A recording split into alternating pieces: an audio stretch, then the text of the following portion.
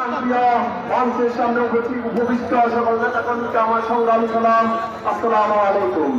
সম্মানিত উপস্থিতি, আপনারা জানেন গত 17 বছর থেকে আওয়ামী সন্ত্রাসীরা নিজাম হাজারী এবং সুসেন সহ অসংখ্য সন্ত্রাসীদের নেতৃত্বে আমাদের শত শত নেতা কর্মীকে হত্যা করা হয়েছে, আমাদের শত শত নেতা কর্মীকে পঙ্গু করা হয়েছে, হামলা চালানো হয়েছে বাড়িতে।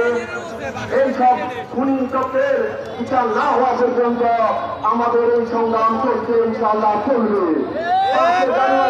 5 আগস্টে আমাদের যেসব ভাইকে মহিপাল এবং টাঙ্গুয়ে হত্যা করা হয়েছিল, 4 আগস্টে আমাদের যেসব ভাইদেরকে হত্যা করা হয়েছিল ছাত্র জনতাকে, তাদের সকল খুনিকে বিচারের আওতা আনতে হবে এবং নিজাম হাজারী সহ এবং আওয়ামী লীগের চেয়ারম্যান এনসু করিমের নেতৃত্বে যে সকল সন্ত্রাসী এই সন্ত্রাসী কর্মকাণ্ডে অংশগ্রহণ করেছে, আমরা সোনুয়াবাসী তাদের বিচার ইনশাআল্লাহ করব। আপনারা জানেন আমরা দীর্ঘদিন ধরে নির্যাতিত অনিপীড়িত খুনি বাংলাদেশ জাতীয়তাবাদী ছাত্রদলের বিপ্লবী সাধারণ সম্পাদক খোরশেদ আলম মিলন, সদর উপজেলা ছাত্রদলের আহ্বায়ক জালাল হোসেন, সদস্য নজরুল, জেলা ছাত্রদলের সিনিয়র সহসভাপতি জনাব নীলের নেতৃত্বে ছাত্রদল সভাপতি মামুন সহ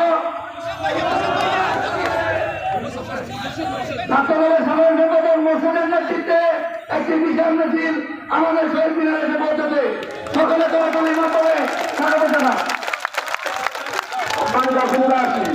আপনারা জানেন গত 2004 সাল থেকে শ্রমিকের সকল নির্যাতিত অনিপীড়িত নেতা কর্মীদের পাশে জনাব তারেক রহমানের নির্দেশে আমরা সবসময় পাঠিয়েছিলাম।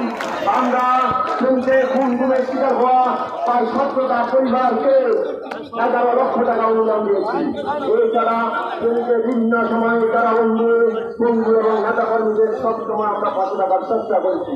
জনাব তারেক রহমানের নির্দেশে আমরা অতীত ছিলাম, আগামীতে ইনশাআল্লাহ থাকবে এবং আপনাদের সাথে নিয়ে ইনশাআল্লাহ সকল সন্ত্রাসীদেরকে প্রতিহত এবং আইনের আওতায় আনা যে কোনো সংগ্রামের শোনাবাদ থাকছে, এই আশা ব্যক্ত করে আমি আমার বক্তব্য এখানে শেষ করলাম। দেখা হবে রাজপথে, কথা হবে ইনশাআল্লাহ।